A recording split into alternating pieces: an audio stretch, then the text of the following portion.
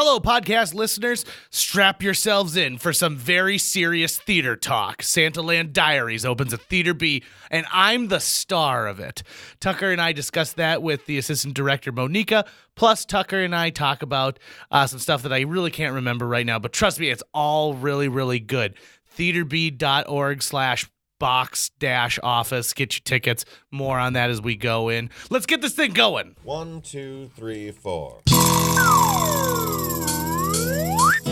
J.J. Gordon, sort of like that Indiana Jones, in that he's always sniffing out his next adventure. Yes, he is. He's always interviewing guests so he can have them on his show and they can talk about pop culture, arts, and leisure.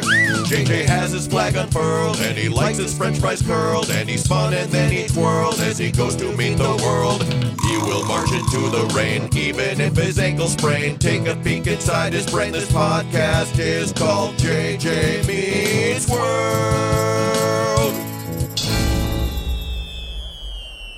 I don't think I'll ever be the type of person who's like, there's acoustic music at this bar tonight. Great. I agree. You'll never be that person. I don't think I will. And it's not that I don't like acoustic music. It's just that most of the time when I go out for an adult beverage, unless I'm going there to see a band, I don't really want to see a different band. There's acoustic music and then there's acoustic live music, right? So like if you want to listen to like the Nirvana acoustic album, yeah, you might do that at home. But like going out to live music where there's a show happening and they're hoping you'll pay attention to them. No, just put on Spotify. Right. I just kind of let it flow through. Yeah. I also think that if I opened a bar called The Great White Way and it played just musicals nonstop, like cuts from musicals. It actually sounds like you're just weighing white people when they come in. The Great White Way. It'd be the weigh-in, though. Wouldn't it? Well, that's already copyrighted by Damon Weigh-In. So I don't think that we're ever going to get that far. No. Have you ever wanted to open a bar? Have you ever wanted to be the proprietor of a bar? No. I have. I think I'd be a good bar owner. Yeah. Would you be the barkeep with the towel over your shoulder all the time? No, I want subordinates. Okay. I want people who work for me who can cultivate those relationships, but I can come in and do things like a round of drinks on the house. So you've got an office there. You're not pouring liquids. You're not. Right. You're not serving libations by hand. Correct. I'm not a mixologist. Right. One of my favorite gags from any of the Muppet movies is a fight breaks out in this club where Fozzie is doing comedy, and Fozzie gets thrown into the like behind the bar. And he comes out from behind the bar and he's wearing like a mustache and an apron. He goes, "Drinks on the house." And the whole place clears out and it cuts to a shot of all of the people on top of the bar. And some guy goes, "There's no drinks up here." And I've always hoped that would happen in real life if someone said that. Have you ever been in a place where someone buys a round for the entire Oh yeah, yeah. place? When like I was working poker TV, that definitely happened a lot. Someone who's being splashy would walk into the bar and maybe buy it would usually not be the full bar, but maybe everyone in a party, and that party could be as big as 30 or 40 people. Wow. So large groups of people, yeah. I want the whole bar though. And maybe I just got to find out a bar that's got a slow night. It's definitely a status thing. It really is. Yeah. And that's what I like. My mom used to say, "Whoa, whoa, whoa, you don't need to act like Diamond Jim Brady."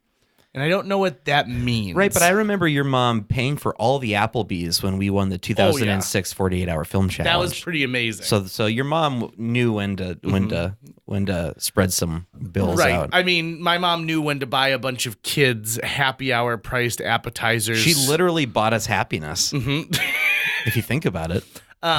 I saw the movie Bohemian Rhapsody today, and I did not care for it. Oh. I would have rather just listened to the best of Queen, and then I could have listened to the Queen songs that I like and skip past the ones I'm meh on. Did you appreciate the Mike Myers cameo? I did not. It's like you can tell he walked in. He goes, "I've got 30 minutes. Let's do this." That's not how he put it when he was on late night TV with Stephen Colbert. Full of crap. Oh. I think you're calling out Mike Myers. I am calling out Mike Myers, and I want to tell you something. I think Mike Myers is insanely talented, and I think he's got a diva persona. But who wouldn't, right? you want to protect your art, your comedy. That's what he's doing in most cases. Now, of course, we've learned a very important lesson from that, which is do not make a third Austin Powers movie. Right. And what I'm getting at here is I'm in a play and I'm trying to conduct myself with a lot of non-Mike Myers qualities. I'm not trying to be a diva, but I want to protect that performance. So in this podcast, we're going to talk about that play with the director, who also happens to be my producer, Tucker Lucas, the assistant director, Monika, who's been a previous guest on the podcast, and myself. I'm going to be taking off my podcast hat and putting on my actor cap. All of this and more on today's episode of JJ Meets World. And hey, why not take a second and swing over to patreon.com/JJ Meets World and donate $1 or $2 to that. It's a worthwhile cause, and we promise we will not send you any physical mail. JJ Meets World. Last August, I started talking with Pam Strait at Theater B about the Santaland Diaries. And they're like, well, we're going to do this show. We think that you might be good in it. Would you have any interest in it? And my first thought was like, no. It's like a one-man show? Are you kidding me? I can barely remember my lines when I'm a third-string character who gets left behind at the beginning of Act 2. And I read it afterwards. I got a chance to just read it. And I was like, this is really funny stuff. I should maybe give this a try. And then when they told me that Tucker was going to direct it, I was like, oh, well, yeah, absolutely. That sounds like a good deal to me. And then I forgot about it for a little while. And then all of a sudden I was like, oh, that's right. I agreed to do this show. How about that thing I said yes to? Yep. And now, at the time of recording this, we're just a couple of weeks away from opening night. What are we, a week and a half, technically? Just about? Yes, just about. The last rehearsal will be on a Wednesday, so it is a week and a half. Wow. Bum, bum, bum. Black Friday. For anyone out there listening, we opened Black Friday 2018, and tickets are available at theaterb.org right now. They're First selling weekend. out. What was it? December 7th just sold out, I think. Yes, December 7th is completely sold out, and we also offer sold out houses for Christmas parties. Right. So I think some Nice. people have taken advantage of that. so, Awesome. And yeah. then also opening weekend, it's how does it work if you just explain the buy what you or the pay what you can, I believe. Pay what you will, pay what you can. That's the system that we decided to test, kind of in the spirit of giving. We're letting our patrons purchase tickets for anywhere between $5 up to $50. So, if you're on a budget during the holidays or maybe spending money on tickets, full price tickets isn't entirely in your wheelhouse, we are more than happy to welcome you to our theater. And if you're feeling a little more generous, then you can give us a little more. So it's pay what you can, but also pay what we're worth, how you value us. Something Opening like weekend that. only? Yes. Great. Okay. So what if someone comes and they bought $5 tickets, and then at the end they're like, dang, that guy was really good. This had a lot of really great theatrical moments. I wish that I would have given more money. Are you going to have like a little can out there that people can stuff cash into? Well, our patrons can always make donations. And so if something like that happened, they could come out of the theater saying, wow, this was really worth a lot more than what I gave them. I'm just going to make a donation. And that, by the way, makes them a member of Theater B. I'm also hoping that people will be slipping you $1 bills throughout the show. Which I will give to I will claim that to the IRS. We have to split that between everyone who's working that night. So it's not just you. It's Leah, the stage manager. Monika, being the production manager, gets a cut. I get a cut of that because... So maybe you should walk around with a can, Yeah, I should be like, Yeah, all right, with guys. with a little hat. Listen, Teresa, this is how we please. make the money, right? Is to nickel and dime everyone like this. Okay, so let's talk a little bit about the show Santaland Diaries. If somebody has never heard of this before, I guess what's the elevator pitch on it? It's based off a David Sedaris article from a long time ago, and it covers his time working as a Christmas elf at Macy's during the holiday season, working as a Santa photo elf, helping in all sorts of humiliating tasks. And so the show is a one-man show of that character basically describing to the audience what he went through. It's about probably like an hour and 20. You think? Yeah, I would say that. It's a short show. I think the length of the show is going to change pretty drastically depending on the night. Oh yeah. Right. Because there is some there's actually a lot of the audience energy that can lengthen or shorten the show depending on how you respond to them and vice versa. But I would describe this show as a funny lament of a retail worker at Christmas. So if anyone's ever worked retail, especially during days or holiday periods during the year, they will instantly recognize their blessings and plight during that kind of time.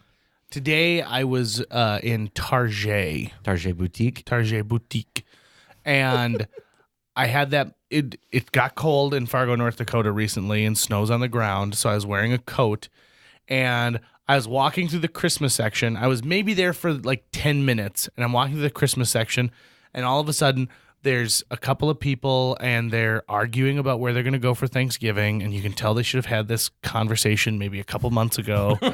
And there was a little kid who was just over the moon looking at these, like all these different sports teams' ornaments. And so just seeing those two things next to each other, like a couple arguing, and then this little kid with like stars in his eyes, while at the same time, I am hot and flushed. I hate wearing a coat inside, and when you go to places like Target where you end up for like half an hour, 45 minutes, right, you just get hot and flushed. And so I was thinking about Santaland during this time, because the thing I've really liked about this show is if you watch clips online, or if you kind of read reviews of the show, most of the time it's portrayed as this character is really sarcastic and snarky, and very much a David Sedaris analog. Very kind of Scrooge-like. And that's not the approach taken for this show. And I like that. I like that this is a guy, we kind of made an artistic choice of like, he's probably from the Midwest, and he's gone out to New York because he wants to be a big-time actor, and it did not work out in the first 30 minutes like he thought it was going to. 30 minutes of arriving in New York, not 30 minutes of the show.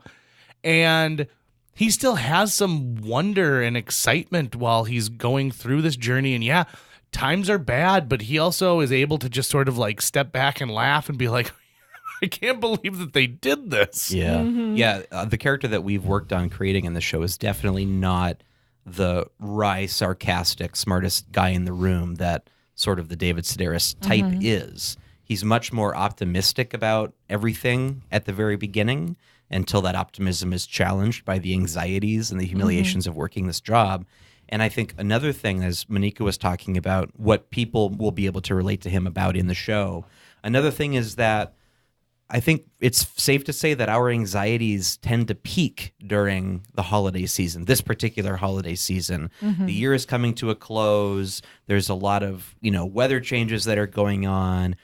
Commerce is really tied into it. We're all buying presents, which means we're spending time in areas where just people are just buying and shouting, and there's loud noises and sounds. And so we can all experience that and then go, what must it feel like to work in that environment every single day? But I think that there's one more element to this show, and that's the fact that our character is an actor, and he gets a job as an elf in Santaland at Macy's. His natural mischief comes out when he becomes the elf, and that's part of the humor in the story. That's what I really like. There's something in this character that we would all like to be sometimes. Some pranks, some thoughts that we get to release, that which we never do through this character. I think that's maybe not redemption, but there is some sort of a catharsis there through that humor. So that's really great. Right. I actually worked a Santa photo job, I think for 2 Christmases. I know at least one, but I think seemed like a decade. It did take a lot off my life. And my job wasn't as demeaning as Crumpet or David or however you call this character in the show. I wasn't in an elf costume. I was in a tuxedo vest with bow tie and dress shirt. So basically, if you were wearing a tuxedo minus the jacket, that's what we all dressed as. You look like the father of the bride around 11:30 at night. Yeah, actually, that's a really good way to put it. That's how we all dressed. And then there was Loose Santa. moraled penguin. Right. And there was a rotation of Santas. I think there were 4, and they each had their own personalities, which we learn about in this play a bit. And a lot of the different characters, the different customers that come through that Crumpet meets and deals with, I met them too. Not all of them, but definitely some of them. And it is a stressful environment, and you do after a while kind of feel like, it's oppressive enough that you want to kind of fight back. And he kind of does in the way that keeps him sane through his mischief making. Yeah. And I think you've brought a lot of those experiences into, the direction of this play, and you can feel you feel for this character, and you helped me create a character that I think people are going to feel for. I also think too, Monika, you have a different vision of what Christmas is coming from Poland, as opposed to like what our U.S. big American belt buckle Christmas is. Do you think that that's affected any of your notes or how you approach this show?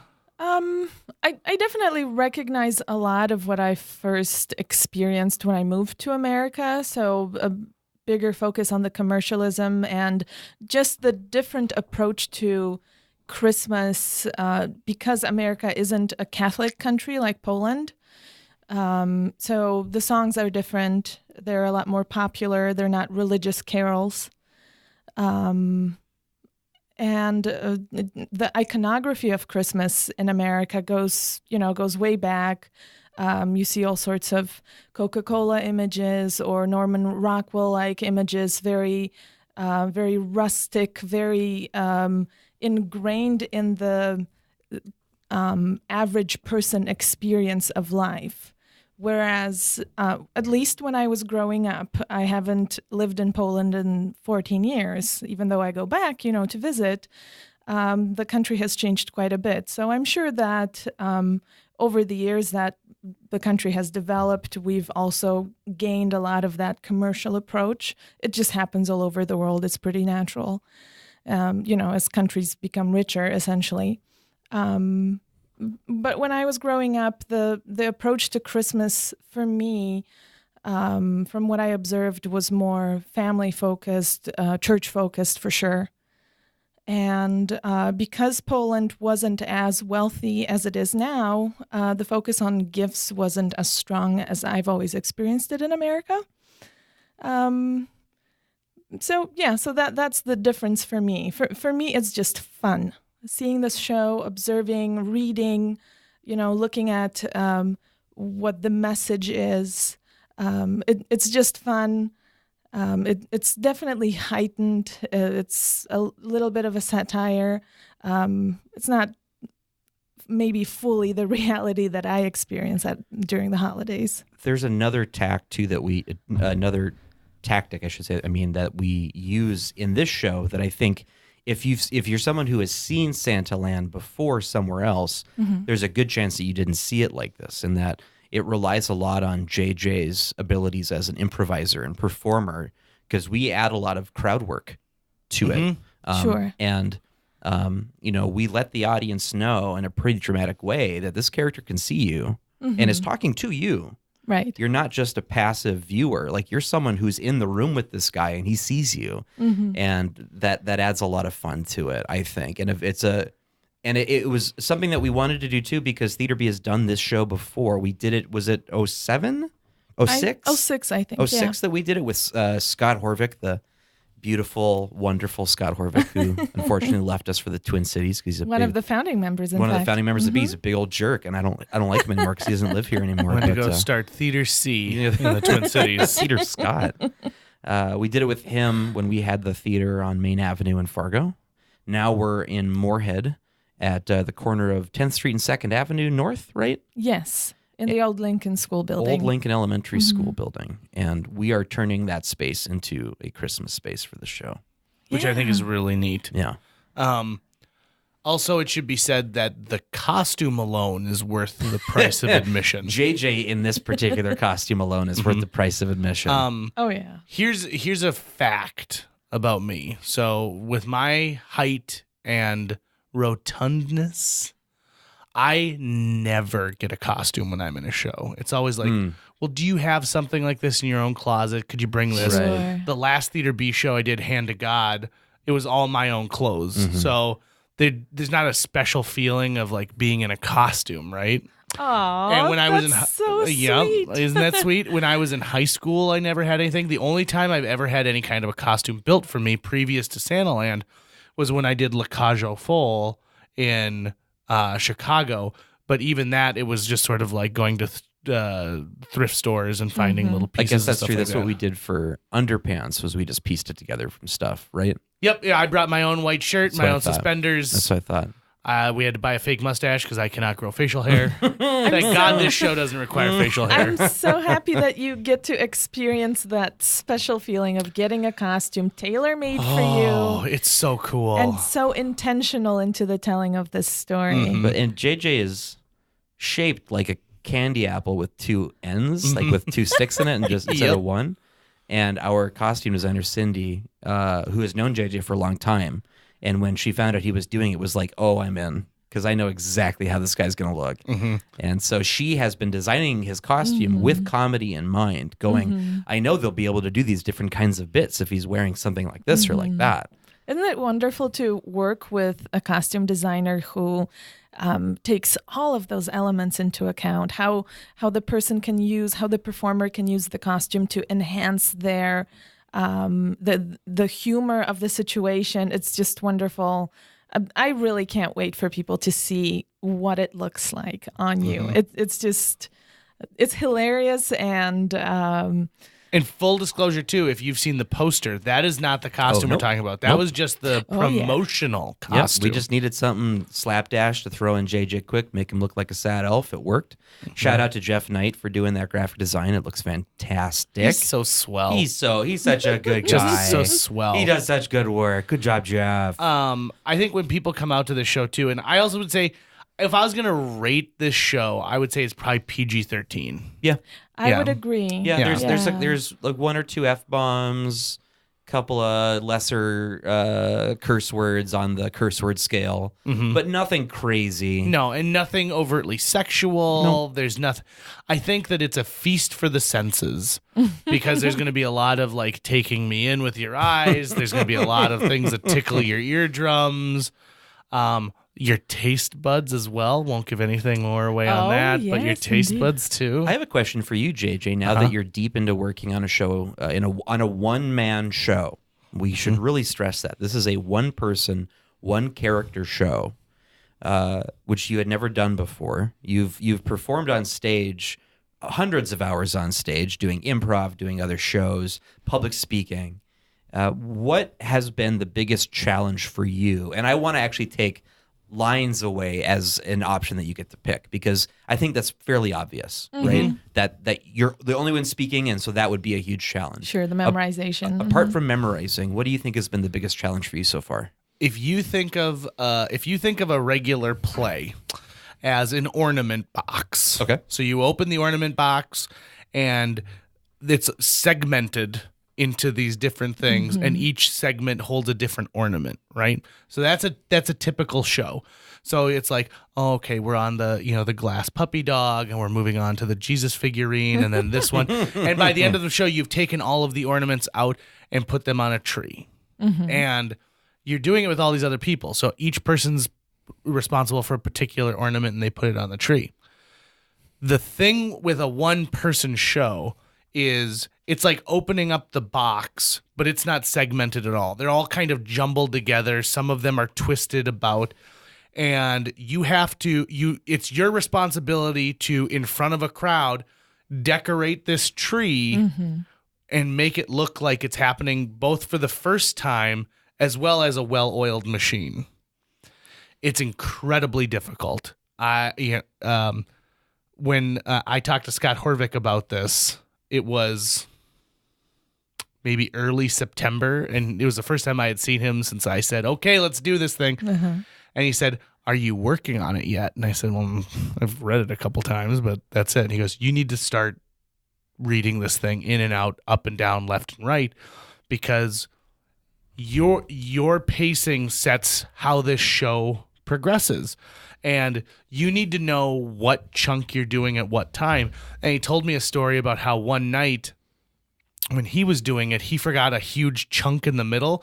And the only reason he knew he needed to go back and redo it was a red light popped up. And he's like, oh, shit, I'm supposed to be in that red light right now. And so he had to find a way to get into the red light, do that chunk he missed, and then be like, okay, well, now I'm used to doing the piece I've already done after this, so I've got to progress it forward after that.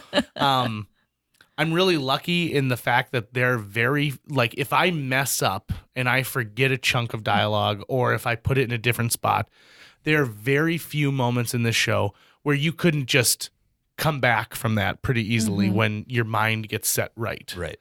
But going back to your initial question, holding 90 minutes of a show in my mind is the most difficult part. And I'm not talking about just memorizing the words. I'm talking about the fact that it's not. I have 90 minutes of repetitive things to do without a break. Yep. Right. So I've got to start. I've got to do this. There's no intermission. So I go from move, and I, end up. Whereas if you're in a show, even with one other person, there's one other person who can help facilitate that move forward. Or you might even leave the stage at some point in a show with more people because your character isn't in that scene. Yeah. You are on stage the whole time. And we also, when we were working on this show and blocking the show, you look at this script, there are no stage directions. There's only one. There's one, which is what? He changes clothes. That's it. That's right. That is the one stage direction. That's the one stage direction. So that's it. And so sometimes in scripts you can go in and go, oh, well, at least I know this character has to go do this and do that, and we need the set to do this. We had to start from scratch. And so we effectively almost started rehearsing about a week behind what a normal show would be doing, where they would be blocking and doing this basic stuff because we had to discover things about the show that we didn't know yet. And luckily, that was a strength of having JJ there as an improviser because I knew that I could just throw different things at him and he would just play with it. He would just go and we would start to discover that way. Yeah, and I would add that observing you, since in this show I'm also your assistant, assistant director, watching you give JJ very intentional ideas. So you didn't just say, okay, do what you want, JJ, and let's see what happens. You did give him some direction even to go about these discoveries, I felt. And springboards and stuff. Exactly. And I felt that it was just your guys' communication and knowing each other was incredibly beneficial. But going back to the question that Tucker asked you, JJ, what do you like about doing a one-person show? Yeah, we all know that it's incredibly difficult, and the amount of energy that you have to have, which is amazing to see, by the way. I really respect you for that. What is fun about it? So, I mean, it's great to like earn every laugh. Yeah. Probably one of the more difficult things about this show is you guys have seen it now over the span of a month and a half of rehearsals. So I appreciate when you laugh during a show, even though I know at this point it's pretty much just, like I've got to give him a laugh so that he progresses on from here. No. It's not courtesy laughing. Maybe not for you. I have various laughs that I employ for different reasons at different times. But if it's not a general, I can only control the volume of my laugh if it's more of like, I'm showing you I approve of what you just did. Oh, okay. But when I do my usual loud laugh, that's me out of control. That's me reacting to something different. And the thing is, though, is that, yes, we're watching the show over and over again, but really what we're watching is we're watching you rediscover new things about the show all the time. So we're getting different performances all the time. And it's been nice, too, that we've been able to go, oh, JJ gets the gist of this thing we're trying to have him do. And so we can kind of let him go in that direction. Now it's at the point where, because we're about a week and a half away, Monika and I have less and less to do with the show. It's now us basically handing the show over to our designers and to JJ and to our stage manager, and eventually to JJ and our stage manager. And then we just have to go, it's your show now. We don't, go for it. So that has been a very pleasant thing for me to go, wow, my job's almost done. And then I can just go back to being a normal human being, whereas JJ has another 4 weeks of performing, but I don't think there's anyone else in this community that would have been able to do as good of a job as you're doing with this, JJ. I appreciate that. And Thank I you really very mean much. So earning laughs. Earning anything else? laughs is, I think, I mean, I love that in anything I do on stage. Sure.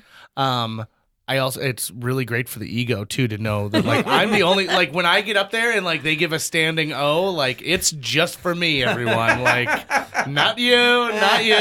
Maybe I'll acknowledge Leah, but for the most part, it's just for me. Leah who? So I think that's really exciting too. And I'm having a lot of fun with that. I'm having a lot of, this is gonna sound weird, but I'm having a lot of fun with the frustration. I think this is probably the hardest I've ever worked on a show before, and that feels good.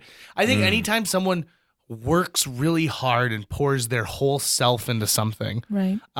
Whether or not it turns out exactly as you envisioned it, it's still it's like the guy who builds the end table that looks like just crap. Yeah. But he shows it every time he does the tour of the house, and his wife shows it, and the kids are like, "That's the end table my dad built. He left it to me in his will." It's not very level. Things fall off it all the It's time. not very level, and made it's it. for whatever reason it's always sticky. One of the legs is plastic. I don't know why. But that's a lot of fun. You know, going back to the length of the show, we don't know what the laugh That's a good point. pauses and breaks are going to be. And I think that'll be another thing to help me like build the compartments of that ornament box is to know like, okay, there's that huge laugh, you know, from this line. And so now all of a sudden I can be like, okay, I'm in that part of the show. Yeah. And I can progress forward. Or even when someone goes like, oh, which I'm sure there's going to be a couple of. I remember, Hopefully. yeah, I mean, we want all kinds of reactions, don't we? when I was Short doing, of booing, like actual booing. when I was doing Hand to God, there was a single line that changed every single show. The audience reaction changed every single show. And it was reasonably close to the beginning of, well, I guess it's middle of the first act. And it would set the tone for how we were going to give energy the rest of the show. And it was a line about Jake Harchie was playing a teenager who was hardcore flirting with the mother of another character Right. in a church basement. And Highly inappropriate. and you would Naughty. You would hear one of two things. The crowd would either laugh and it'd be like, okay, this is the slapstick crowd who's gonna like, you know, these moments and they're gonna react to this, and or you would literally hear someone go like, oh no. And that happened a lot as well. And then when they were the oh no crowd, it meant that the dramatic scenes were going to be all the more intense because they were Sure. fully invested in what these characters like changes were going to be. So I can't wait to find out what those are in Santaland. We adopted Right. sort of almost a mantra at the beginning of this production, which was discovery over decision. So we need to discover things about the show, the way that they work. We can come up with what we think are the right choices, but if we just decide that in a vacuum, that's not going to give us our show. We need to play with it, and we need to explore it and go, oh, what are some things we could do here? And one thing that comedies have that sort of handicaps them in the rehearsal process is so much discovery is made by audience laughter. So there are things in this show that we probably, the three of us, never even found funny or thought was funny or thought there was a way to do it funny. And then there's going to be an audience at some point that shows JJ after he says a certain line, and they're going to react to it. He's going to discover something, and that's going to change the show in an exciting way. We also have a few segments in the show that are we've put in a lot of physical comedy, and those segments, without spoiling what they are, the way that our team has crafted them, they will feel fairly different from night to night.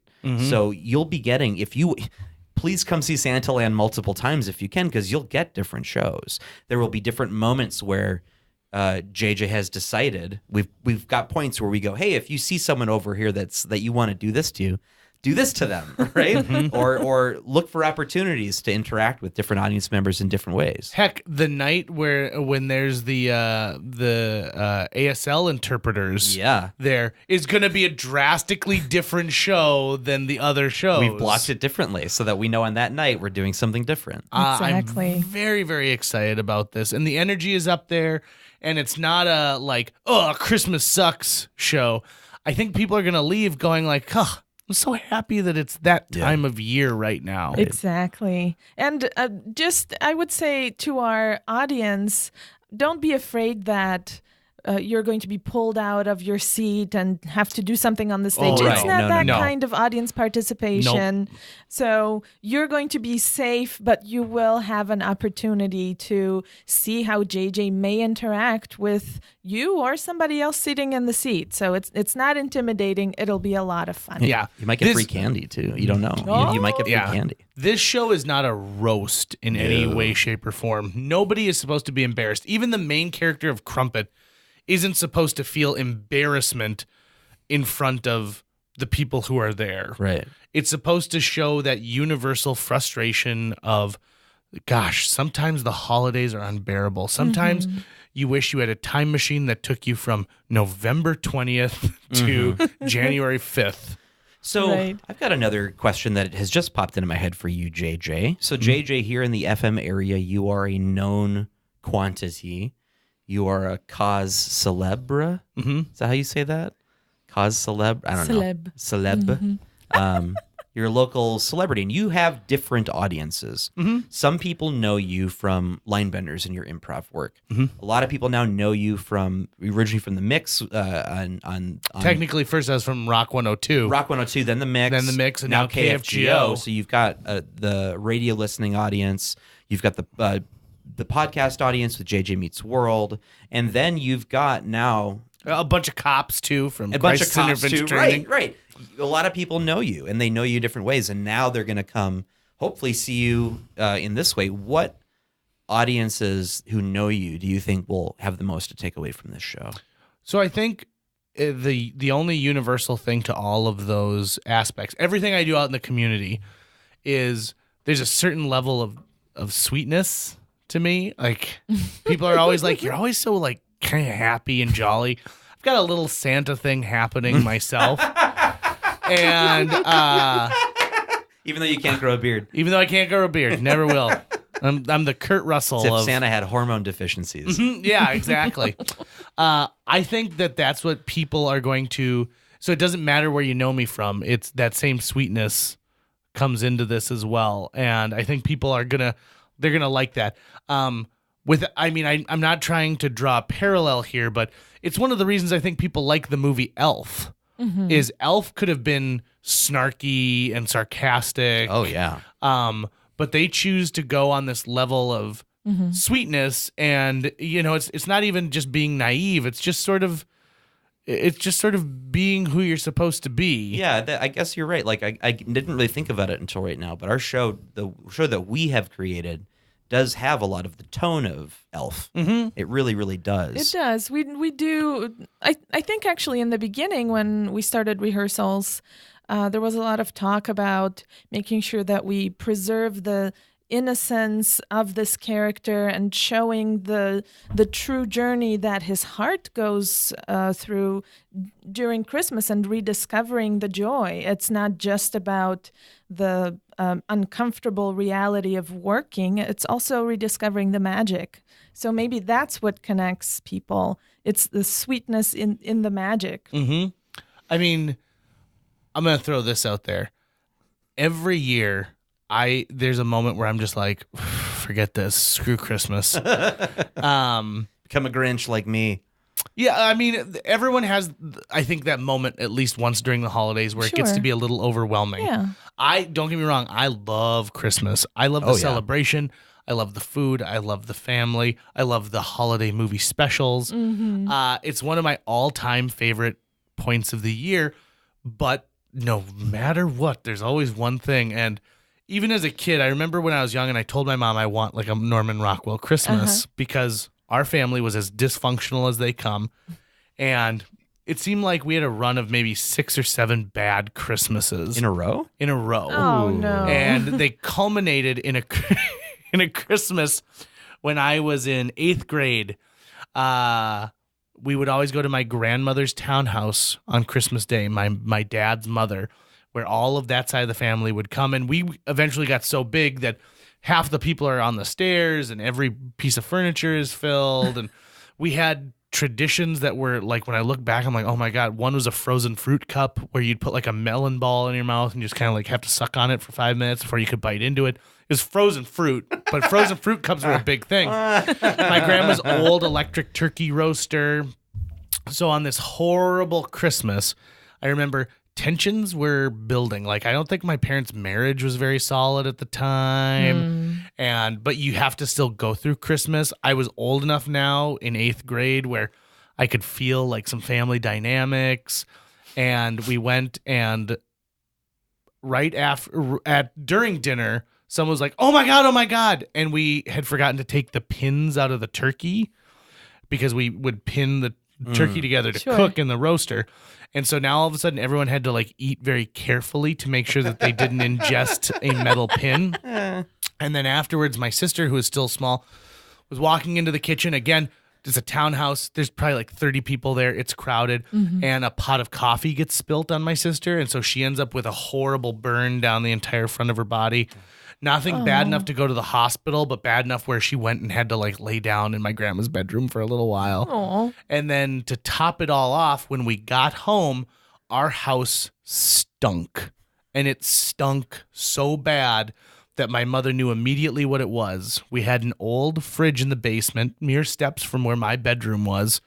And my dad had been pheasant hunting in October, bagged some birds. The fridge had gone out and had been sitting there long enough. And, you know, when you're in it all day, you don't really notice. But the second he opened that fridge, it had been like a week and a half where these dead, rotting birds had been decomposing. So the house just stunk to high heaven. And I remember at that moment, I was like, well, maybe this is when Christmas is done. And then we kind of pulled it together. And then a couple years later was the first Christmas after my dad had died, and we saw a movie called The Family Stone, which looked like this fun romp through the holidays. Sarah Jessica Parker is trying to fit in. Yeah, it is not a fun romp. It is about Diane Keaton dying of cancer at her last Christmas. I remember my sister turned to me and goes like, way to fucking go, JJ. Great movie choice. Because your sister cries at like a Kleenex commercial. Yep. Oh, yeah. And that's not a joke. No, I can describe that Folgers commercial where the kid comes home for Christmas and wakes his parents up with the smell of coffee, and she'll start to just tear up and be like, shut up. And then fast forward even a couple more years after that, my grandmother died on Christmas Day. She had been in the hospital after suffering a heart attack, took herself off life support, lasted 2 more days, died on Christmas Day. Oh, my God. And then even a little bit further after that, my mom has a stroke in October and passes away. And so now all of a sudden my sister and I are orphans. And at that point, we hadn't gone to any family Christmases for a while because we'd been focusing on just like our little family. And so then it was like, well, what the fuck are we going to do on Christmas? You know, like Thanksgiving, you can go and like be a part of someone else's Thanksgiving, but going and being a part of another family's Christmas where like they're all wearing matching pajamas and you don't have any. So all of these things are piling up and piling up and piling up and piling up. And so when I first read Santaland Diaries, I was like, oh, this is perfect. I'll be able to use these like horrible Christmas memories to infuse these things. But immediately I found out that that's not who this guy is to me. This is a guy who has experienced all of these things, but is still excited to come downstairs and look in his stocking. He's still excited to have a family dinner together because he'll be able to get the mandarin orange jello his Aunt Jonelle always makes. All of these little things, and he doesn't wish away Christmas. At no point does he ever talk about how he dislikes Christmas. Right. He's just having a bad time. He's just having a bad time. He's in a place where, I mean, like, if we're going to get biblical, he's being tested by Christmas. And that is what I think is so cool about this show is you see a guy get pushed to the edge, and you have to find out what he's going to do once he gets pushed to the edge. And when he gets mad at someone, when he gets frustrated with someone, there's a kind of a guilt I've tried to give him, like, I 1, 2, 3 forget. I wish I could take back what I just said, but I can't. Right. So rather than show weakness, I'm going to continue to own it, but it's killing me inside. I'm sorry that your childhood Christmas experience was like that. My parents divorced when I was in the 2nd grade, and that was the beginning of 2 Christmases each year. And that was how I found out that divorce is awesome. Thanks, In some ways, it's pretty sweet, because then you get 2 Christmases. And oftentimes, at the beginning, the first couple of years, the parents feel like they have to compensate for how sad they've made you feel. Sure. You get way more presents. Do you think there's a little competition, and too? And then you get step parents who want to buy your love, and then the presents flow, baby, for a period of time. And then you get older. But and they learn who you truly are. they learn who you truly are. Yeah. Yeah. I feel like if you could Which is a boy who deserves no presents. If you could go back 4 minutes in this podcast and put on the sad Christmas music from Charlie Brown, that wah, wah, wah, wah, wah. Right. Well, if you're listening, You might hear that You in may the have already family. heard it. And Yeah. now we're talking in the future about the past or something. So, did you always have great Christmas? Yeah, how were Poland Christmases?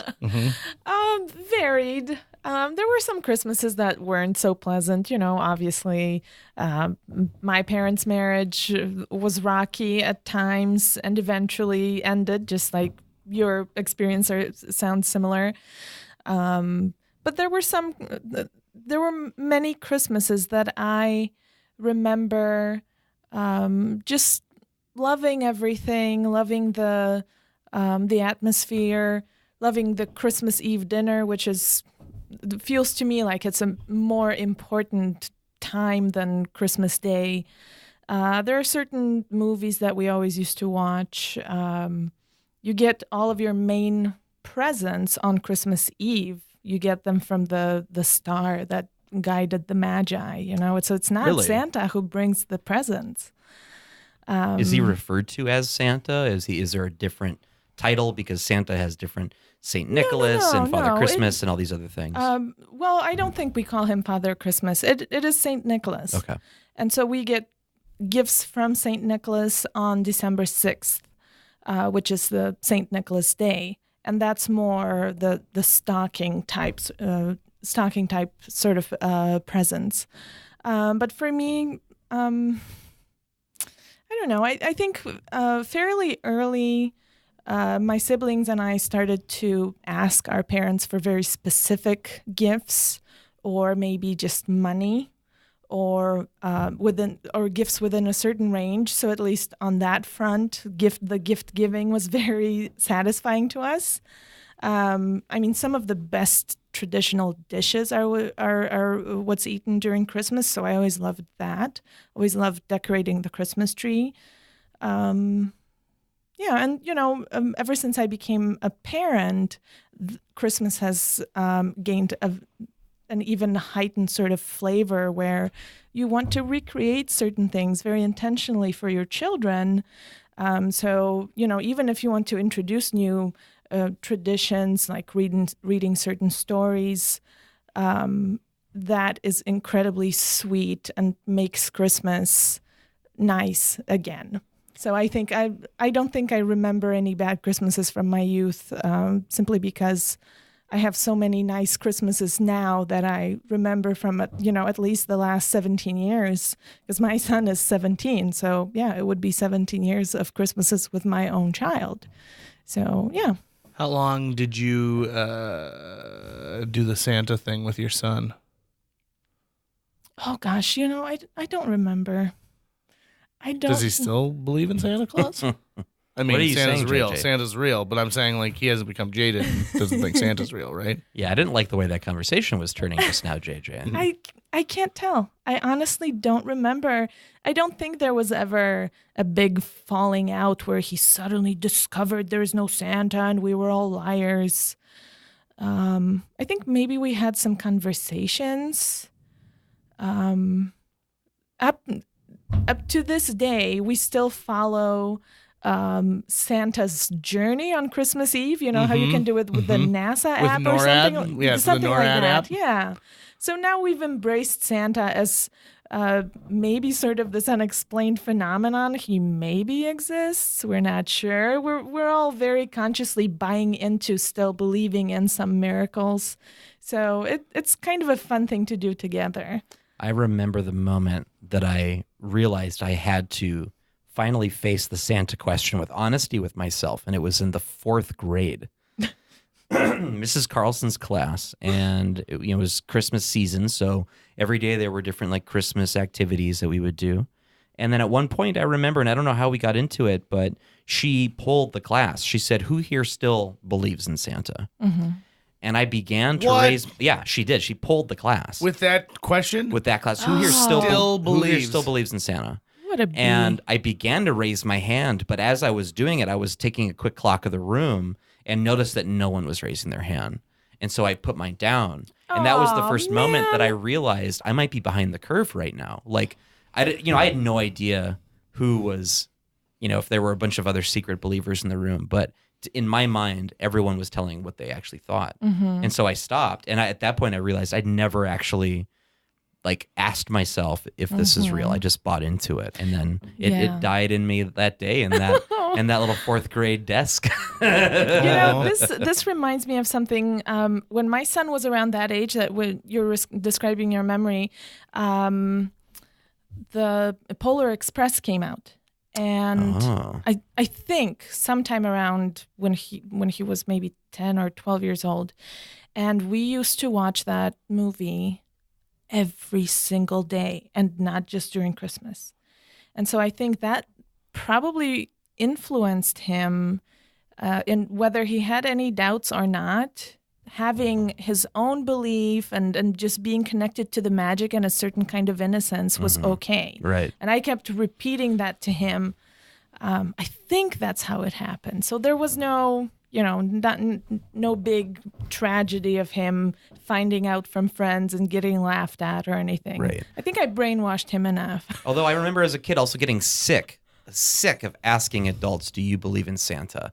And they say, "I believe in the spirit of Santa." Oh, and I'd be yeah, like, I know. "Give me a yes or no answer here, please." Yeah, that's a Here's bullshit. the thing, though. How many adults believe in ghosts? Plenty. A lot, right? So Yep. for people to say, "Oh, you believe in Santa?" That's ridiculous, childish. But you full on believe that the specter of your great aunt is trying to reach out to you through Teresa Caputo. Yeah. I woke up one night and there's no way I could possibly have been dreaming, and I saw this ghost. Mm-hmm. Yeah, you get the heebie-jeebies. You feel like someone's standing So, behind It's you or impossible something. to visit every child in the world, but you know what is possible? To be sexually aroused by a poltergeist. So Things change when you're an adult, there JJ. might have been signs though early on of my cynical future when it came to Santa, because this was in the 2nd grade, so 2 years prior, I believe, if not 1st grade. I loved playing with my dad's video camera, and I said, "Can we set up the video camera and catch Santa?" Because I had seen Candid Camera all the time, right? I saw that you could hide cameras and catch people, and I thought, let's catch Santa. And Dad said yes. And so the next morning I wake up and he goes, "Check this out, buddy." And he presses play in the VCR, and Santa walks in. My dog Scamper knows him, is not barking, and Santa, puts the presents underneath. I got a He-Man sword, and he goes and takes a bite out of the cookie, but leaves some of the cookie behind, pets the dog, and walks out. And even my questions of how come Scamper didn't bark at him? There was an answer. Well, Santa knows all of the animals of the land, and they all know Santa. They know he's good, and so they're not going to bark at him. And I go, okay, how come Santa was using a plastic Hornbacher's bag? And they said, instead of his bag that I see him in these drawings. And they go, well, Santa's practical. He has to go back and make different stops, and sometimes he just uses the bags that he uses. And there were on and on like that, and I just was like, okay. Oh my God, that's brilliant. And then years later, when I was already past the point of believing in Santa, and I was watching our old Christmas tape, and that was on there, and I realized that on the tape, you see Dad and me looking in the camera, like getting it set up, and then it just cuts to Santa coming in. So had I been a not stupid little kid, had I looked at it and gone, oh, that's not how that works, I would have realized that my father was lying to me. Oh, and the deception was no. grand. But I loved it. I But believed he did it for you. Yeah. But as a kid, I wanted proof, right? I Right. didn't just want to be told, well, he was here and look, he bit into that cookie. I wanted some fucking video evidence, and I got Wow. some. Yeah. Respect to Bill for doing that. But it was fake news. yeah. You're attributing fake news to a child having just one more day Well, of then wonderment. I told people about it, and he turned me into an unwitting liar. I had Yeah, my dad told me he played for the I- Minnesota Twins. I And my participated cousins in don't his- let me forget about that. My dad used to pretend to put quarters into arcade games and then let me play the demo screen.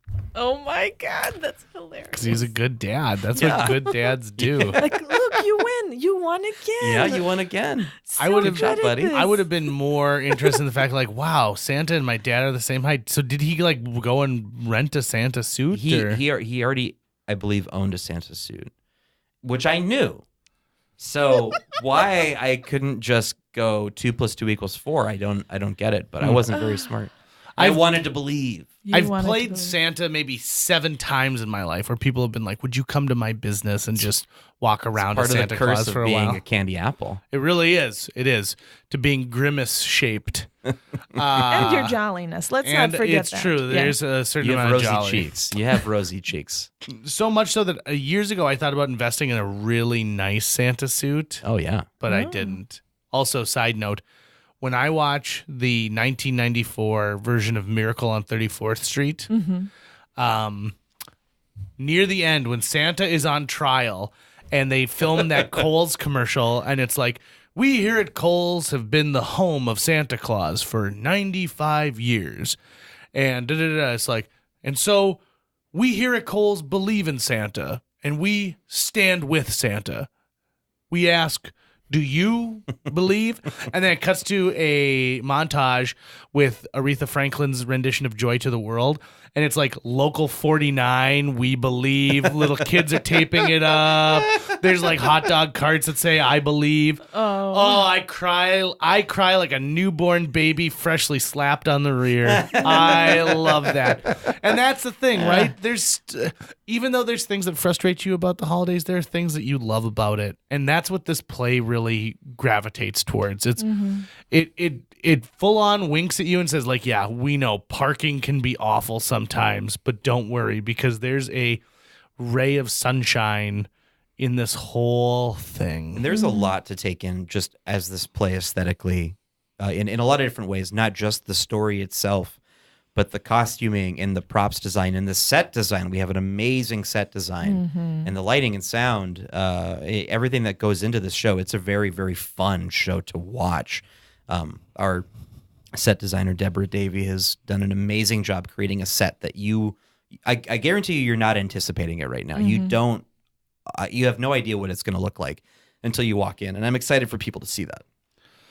Yeah, I agree. I think that just seeing everything and taking in the atmosphere that we're building at the very beginning will be a big surprise, not to mention what the story is about. Especially if somebody has been listening to the annual Santaland Diaries on NPR and NPR. So I think this is a show that will provide so many different surprises for people that I'm just really excited to see what their reactions will be. It's funny. Buy your tickets today because I have a feeling that this show's going to sell really, really well Right. because the star is so handsome. Well, and just to talk about that opening weekend too, the pay what you will, our shows definitely mostly rely on word of mouth, and so it's always like the word of mouth that happens that opening weekend that really helps do it. So we're hoping to have full houses opening weekend, and if that happens, then